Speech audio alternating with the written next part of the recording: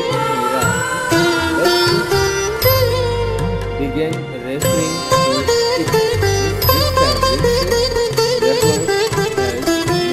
From this time onward, Muslim becomes a generic fabric for all finally women textiles. In English language, they are called Dhaka. At present, it is in Bangladesh, emerged as one of the major centers of Muslim products in 17th to 18th century. Okay. Next topic is popularity of Indian textile. Okay. Indian textile is so much popular in other countries. In other countries, Indian textiles are so much popular.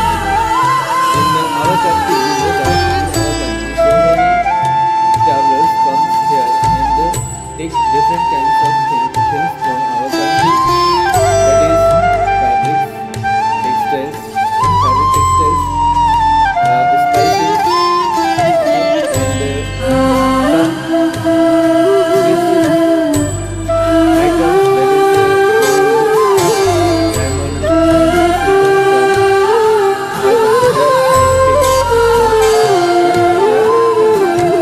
example, Britain and Portuguese came to India and they trade different kinds of goods from India. ये वो क्या करते थे, हमारे देश से जो अच्छी अच्छी चीजें हैं वो सब यहाँ से ले जाते थे और ले जाकर के बेचते थे, क्योंकि यहाँ पे वो सभी चीजें जो हमारे यहाँ की चीजें हैं जैसे कि टेक्सटाइल है, सिल्क है, ठीक है, और मसाले जैसे कि स्पाइसेस है, गोल्ड है और डायमंड्स है, ये सभी चीजें हमारे देश में इजीली अवेलेबल है। Matter of century when Britishers come to India, जो ब्रिटिशर्स इंडिया में आए उन्होंने देखा कि यहाँ पे सारी चीजें इजीली अवेलेबल है और ये सारी चीजें यहाँ से ले जाकर के अपने देश में बेचने लगे। And Portuguese traveler in the foreign world, everyone from China. Men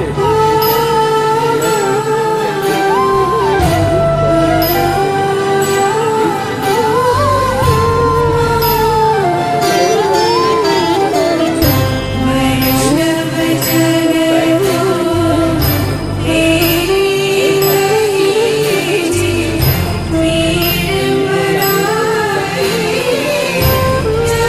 women and this cotton textile was known as calico.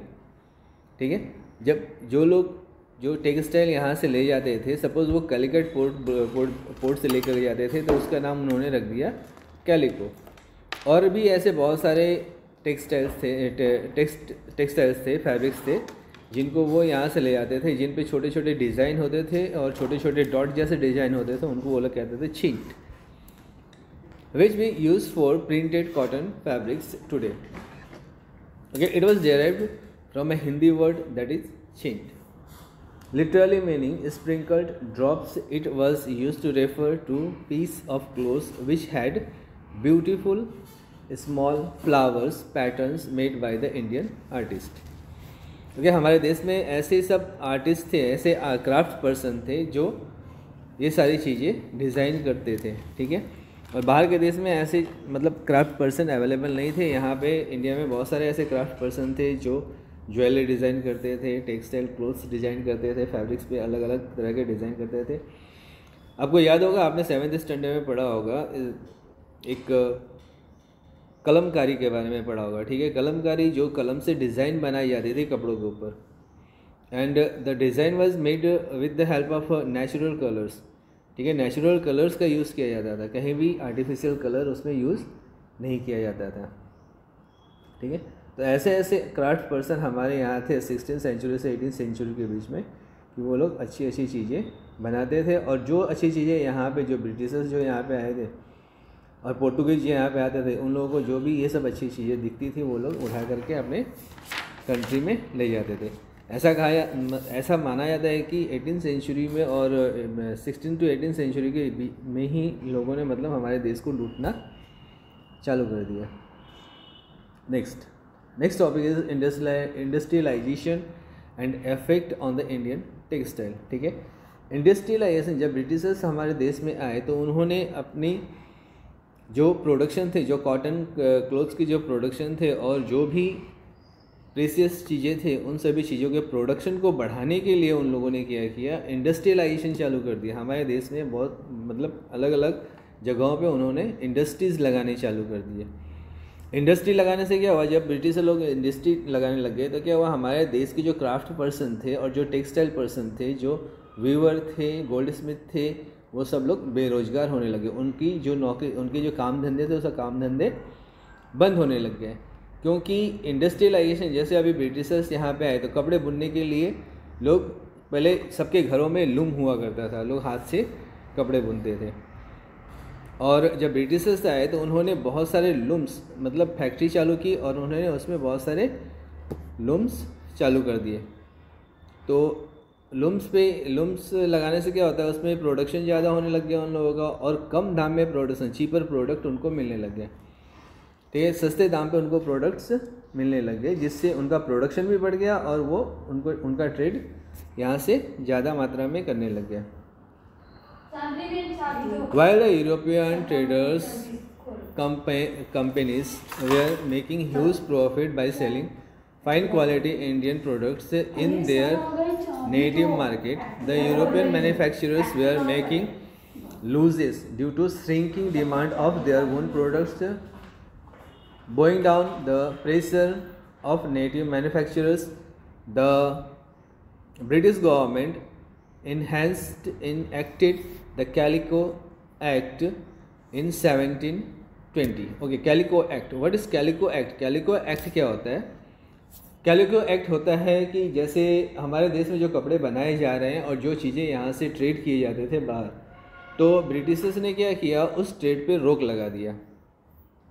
ठीक है, और ऐसे कंडीशंस रख दिए कि अगर यहाँ से कपड़े ट्रेड किए जाएंगे तो जो कपड़ा ट्रेड करेगा, जो यहाँ से माल भेजेगा, उसके ऊपर टैक्स लगाया जाएगा। ठीक है, टैक्स लगा दिया। Huge amount of taxes were applied on our craft person. ठीक है, जब उन लोगों ने क्राफ्ट पर्सन पे जब ज़्यादा से ज़्यादा टैक्सेस लगा दिए तो क्या हुआ, टैक्सेस लगाने की वजह से जो मटेरियल यहाँ से ट्रेड करना था वो ट्रेड करना बंद हो गया, उनका ट्रेडिंग बंद हो गया। और ब्रिटिशर्स अपने जो प्रोडक्शन, जो उनके प्रोडक्शन होते थे, वो जीरो रेट ऑफ इंटरेस्ट पे यहाँ से ट्रेड करते थे और उनकी प्रोडक्ट उनके मार्केट में ही बेचते थे। रॉ मटेरियल्स वो लोग यहाँ से परचेज करते थे, सामान यहाँ पे बनाते थे और यहाँ से ट्रेड करके अपने देश में भेज देते थे। और ऐसा कहा जाता है कि उस टाइम इन लोगों ने डुप्लीकेशन करना चालू कर दिया। जो हमारे यहाँ प्रोडक्ट बनाए जाते थे, उस प्रोडक्ट का डुप्लीकेशन उन लोगों ने चालू कर दिया और डुप्लीकेट प्रोडक्ट बना करके अपने मार्केट में बेचना चालू कर दिए। तो कैलिको एक्ट 1720 को इंडिया में लगाया गया। Another significant development that was beginning to take place around this time was the new invention that were directly or indirectly helping to increase the production of different industries. For example, the invention of machine called spinning jenny. In 1764, thus the machine allowed one worker to operate 8 spindles. ठीक है, अब आप देखो यहाँ पे एक worker अगर 8 spindles चला रहे हैं तो वो कितने 8 कपड़े तैयार करेंगे। और पहले क्या होता था, जब इंडियन क्राफ्ट पर्सन कपड़े तैयार करते थे तो एक मशीन पे एक ही कपड़ा तैयार होता था। यहाँ पे एक मशीन पे 8 कपड़े तैयार हो रहे हैं। तो जाहिर सी बात है, जब प्रोडक्शन ज़्यादा उनको हो रहा है तो वो इंडियन क्राफ्ट पर्सन से वस्तु क्यों खरीदेंगे, चीज़ें क्यों खरीदेंगे। ठीक है, तो ये सब कैलिको एक्ट के अंदर आता था। ठीक है, at a time spinning more numbers of threads, it helped to increase production. Other inventions such as invention of the steam engine, यहाँ पे देखिए स्टीम इंजन की बात की गई है। हम लोगों को ऐसा पता है कि स्टीम इंजन का इन्वेंशन किसने किया था, तो हमारे नॉलेज में है कि स्टीम इंजन का इन्वेंशन जेम्स वॉट ने किया था। लेकिन उससे पहले यहाँ स्टीम इंजन का इन्वेंशन हो चुका है, जिसको स्पिनिंग के लिए यूज किया जाता था। स्पिनिंग, डाइंग, कपड़ों को कलर करने के लिए यूज़ किया जाता था। Okay, which adversely impacted that the Indian textile where the British government imposed higher taxes on the import of Indian textile to Britain, whereas the textile made in Britain had nearly tariff free entirely the Indian markets. The Indian, हाँ, यहाँ पे जो British से जो market आते थे वो tariff free थे, मतलब उन पर कोई टैक्सेस नहीं लगाए जाते थे और इंडियन मार्केट में बेचा जाता था। और दूसरी तरफ आपने सुना कि यहाँ पे इंडिया से जो चीज़ें बेची जाती थी, जो ब्रिटेन में भेजी जाते थे, उस पर टैक्सेस लगाए जाते थे, लेकिन वहाँ से आने वाली चीज़ें पे कोई टैक्सेस नहीं लगाए जाते थे। ये ब्रिटिश पॉलिसी थी। Indian textile found it difficult to compete the factory made British textiles which were cheaper in price. Shrinking demand of Indian textile, तो क्या हुआ, जब चीपर प्रोडक्ट उनको सबको मिलने लग गया, तो जो इंडियन टेक्सटाइल की जो प्रोडक्ट थे वो प्रोडक्ट की डिमांड कम हो गई। और Indian textiles through many as artisans such as spinners, weavers, जैसा कि मैंने आपको बताया पहले कि स्पिनर, वीवर्स, डायर्स, ये सब बेरोजगार हो गए। In spite of the fact mechanized production of the textile left many Indian workers jobless, there was one area where the factory made English textile could not compete with the textile made in Indian handloom. The machines could not produce intricate pattern made on the saris, on other traditional design, on clothes which had been traditionally made by the Indian artist for generation. However, the adverse impact of these changes on artists was noticeable. Many of them moved to work in plantation. तो जो Indian textile के जितने भी लोग थे, मतलब जितने भी क्राफ्ट पर्सन थे और जितने भी आर्टिस्ट थे, उन लोगों का काम बंद हो गया। तो उन लोगों ने क्या किया, यार ये बीच में ऐड आ जाता है, तकलीफ हो जाती है। Okay, however the adverse of the impact of this changes, जो आर्टिस्ट लोग थे क्या करते थे, जो क्राफ्ट पर्सन थे, जो आर्टिस्ट थे, वो लोग टेक्सटाइल से, मतलब जो डायर कलर करने वाले जो लोग थे, वो लोग सब अपने काम से बेरोजगार हो गए। तो वो लोग क्या करने लगे कि अब वो लोग जो खेती करते हैं, खेती करने में सब लोग लग गए। Next, setup of new industries. Next topic है setup of new industry. Most of the cotton mills were set up in India by second half of the 19th century. One of the first cotton mills was started in Mumbai. Bombay. Now it is in Mumbai, 1854. Beginning from the early 19th century, Bombay emerged as an important port city. It was a place where cotton was exported to other parts of the world. Lying in close proximity to the cotton growing region Maharashtra and Gujarat, it was suitable place for getting up cotton mills. These mills were mostly started by Gujarati and Parsi merchants. The establishment of the cotton mill in Bombay promoted to other set of more mills in the cotton producing areas such as Nagpur, Ahmedabad, Solapur, etc. These mills provided employment to many people who migrated to cities. Okay. इस topic के बारे में हम लोग ऐसा कहा जाता है कि 1854 से जो रिवोल्ट चालू हुआ था, 1857 से हम लोगों ने आंदोलन के बारे में पढ़ा था कि 1857 से हमारे देश की आज़ादी की लड़ाई चालू हो गई थी। लेकिन यहाँ पे 1854 में बॉम्बे में कॉटन टेक्सटाइल की स्थापना की गई। इस टेक्सटाइल की स्थापना करने वाले कौन थे, ये आपको पता है? पता है आपको? ओके, जैसा कि अभी हम लोगों ने इस पैराग्राफ में पढ़ा कि 1854 में सबसे पहले कॉटन टेक्सटाइल मिल की स्थापना की गई जो बॉम्बे में की गई। ठीक है। बॉम्बे में मिल की स्थापना करने वाले लोग कौन थे? महाराष्ट्र और गुजराती और पारसीज मर्चेंट्स थे। ठीक है। और इसमें आप लोगों ने ये भी पढ़ा होगा कि जो बॉम्बे पोर्ट था वहाँ से ज़्यादा टेक्सटाइल का इंपोर्ट किया जाता था। ठीक है। ज़्यादा से ज़्यादा टेक्सटाइल, जो बहुत बड़ा बंदरगाह यहाँ पे है जहाँ से ज़्यादा टेक्सटाइल इंपोर्ट किए जाते थे। इसकी वजह से यहाँ पे ही मीन्स बॉम्बे के आसपास में ही जितने भी टेक्सटाइल मिल्स थे वो सारे इस्टेब्लिश किए गए। ठीक है। और इस्टेब्लिश करने में सबसे बड़ी हाथ किसकी है? गुजराती और पर्शियंस मर्चेंट की। ठीक है। Bombay prominent other set up more mills in the cotton producing areas. ठीक है। और भी बहुत सारे मिल्स इस्टेब्लिश किए गए जहाँ पे कॉटन की खेती ज़्यादा होती है, कॉटन प्रोड्यूसिंग एरियाज जहाँ पे ज़्यादा है, जैसे कि Nagpur, Ahmedabad, Solapur etcetera are this places where cottons are produced in huge amount. Okay. यहाँ पे कॉटन बहुत ज़्यादा प्रोड्यूस की जाती है और यहाँ पे ही जहाँ पे कॉटन प्रोड्यूस की जाती है वहाँ पे ज़्यादा से ज़्यादा कॉटन टेक्सटाइल की इस्टेब्लिश किए गए हैं, इंडस्ट्री इस्टेब्लिश किए गए हैं। Next topic is decline of tradition art of metallurgy. ठीक है। मेटलर्जी के बारे में अगर कहा जाए, जैसे कि डिक्लाइन मतलब समाप्ति, कम हो गई। ठीक है। मेटल की जो चीज़ वस्तुएं बनाई जाती थी,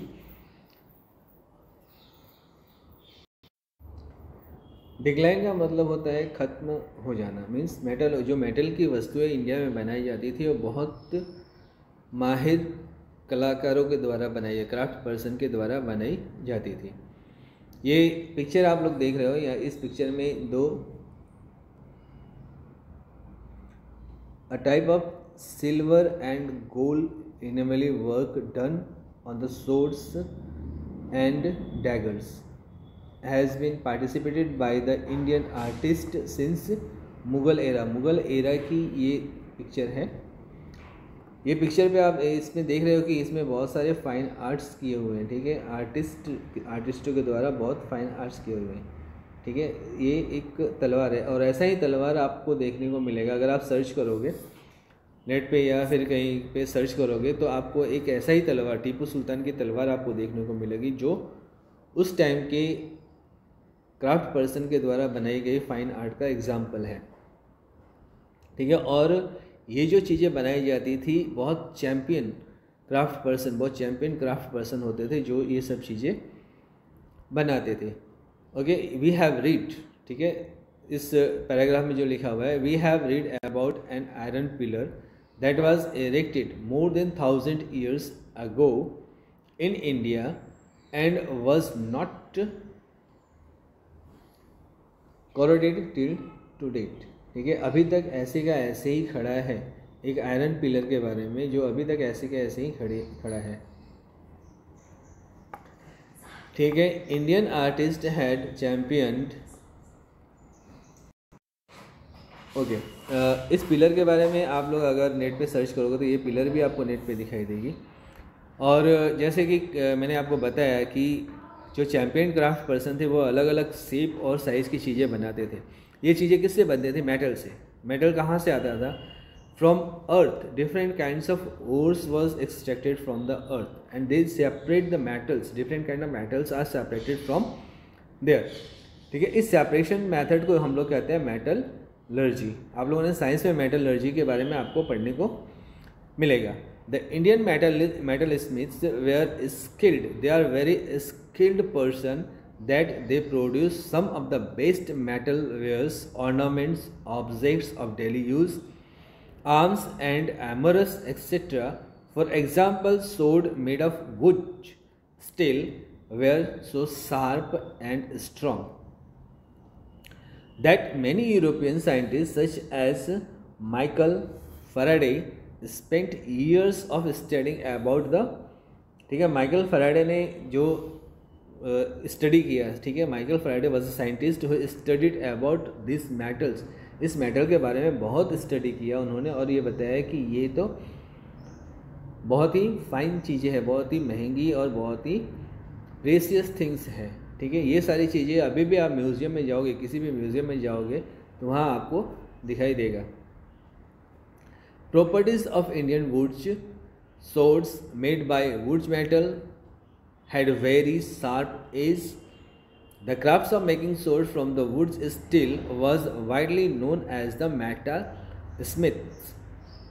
Before the mid of 19th century, the in South India, the craft was largely patronized by the rulers of the South Indians such as Tipu Sultan. ठीक है। However, with the advent of the British rule and defeat of the Indian rulers, the sword and armor making industries was completely lost। ठीक है। तो उसके बाद जब British rulers यहाँ पे आए, उन्होंने बहुत सारे इंडस्ट्रीज़ वगैरह जब बनाए, तो ये जो मेटलर्जी की जो प्रथा है और जो ये क्राफ्ट पर्सन के द्वारा बनाए जाने वाले जो औजारे हैं और ऑर्नामेंट्स हैं वो सब बंद हो गए। क्यों बंद हो गए, इसका कारण आपको यहाँ नीचे पॉइंट वाइज दिया गया है। ठीक है। First point, process of smelting required two essential things iron and wood. ठीक है। इस प्रोसेस को करने के लिए दो चीज़ें रिक्वायर्ड होती थी, आयरन एंड वुड्स की। द न्यू फॉरेस्ट लॉज, ठीक है, न्यू फॉरेस्ट लॉ जो है उस लॉ के हिसाब से the forest and collection of the iron and ores would, ठीक है, न्यू फॉरेस्ट लॉज रेस्ट्रिक्टेड। ठीक है। जो फॉरेस्ट लॉ बनाए गए उस फॉरेस्ट लॉ के मुताबिक collection of would and iron from the forest is prohibited, मतलब बंद कर दिया गया। Those who practiced this occupation were often poor and could not afford to pay high taxes that the government imposed on the collection of forest product। ठीक है। Forest से जो product मिलती है उस प्रोडक्ट को प्राप्त करने के लिए जो ब्रिटिश गवर्नमेंट जो टैक्सेस लगाए थे, तो जो गरीब किसान और जो गरीब मजदूर थे वो टैक्सेस पे करने के लिए कैपेबल नहीं थे। इसकी वजह से वो वहाँ से परचेज नहीं कर सकते थे। Okay, next topic is many metal Smiths give up there traditional occupation and left villages for cities in search of few new jobs. ठीक है। और बहुत सारे जो मेटल स्मिथ थे वो मेटल स्मिथ क्या किए, अपने अपने गांव जब बेरोजगार हो गए तो वो अपने गांव छोड़ करके शहर में चले गए। ठीक है, टू अर्न देयर लाइवहुड। इन 19th century, iron and steel began to be imported from Britain and this reduced opportunity for local smelters। ठीक है। और 19th century में ज़्यादा से ज़्यादा आयरन और स्टील यहाँ से ब्रिटेन भेजे जाने लगे और जिसकी वजह से यहाँ पे जो भी लोकल मेटल स्मिथ थे उन लोगों की रोजगारी कम होने लग गई। Okay, next now the topic is rise of coal and iron industries in India. ठीक है। तो 1857 के बाद पहली बार जब विद्रोह हुआ, इंडस्ट्रियलाइजेशन रिवोल्यूशन चालू हुआ, तो उस रिवोल्यूशन के दौरान जमशेदजी टाटा, ठीक है, 19th century 1912 को उन्होंने एक इंडस्ट्री की स्थापना की जिसका नाम है TISCO, Tata iron and steel company के नाम से जाना जाता है। ठीक है। इसकी स्थापना किसने की, जमशेद जी टाटा ने। Jamshed ji Tata and his son Dorabji Tata were pioneers of settling up India's first iron and steel company. ठीक है, on the bank of river Sabarkantha.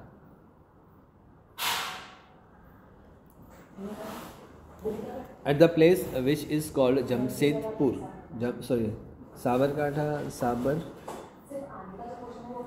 Narekha is name. Sabar Narekha is the river Sabar Narekha. It is in Jamshedpur. ठीक है। जमशेदपुर में इन्होंने iron and steel factory की स्थापना की। Elsewhere, the world Samuel Slater in 1790 built the first factory in America. He built a cotton spinning mill in Rohad, Iceland, run by water power. Over the next decade, textile was dominated industry in the country. The timeline is given, timeline यहाँ पे दिया हुआ है, कब कहाँ पे कौन सी factory बनेगी। 1600